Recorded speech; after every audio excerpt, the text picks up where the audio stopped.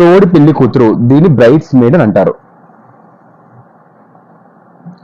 తోడి పెళ్లి కొడుకు దీన్ని గ్రూమ్స్ మ్యాన్ అని అంటారు. శోభన కార్యం దీన్ని నఫ్షియల్స్ అని అంటారు. ముత్తైదువ దీన్ని మ్యాట్రాన్ అని అంటారు. బహుభార్యత్వం పోలిగమి అని అంటారు, అంటే డబల్, ఎక్కువ మంది వైఫ్స్.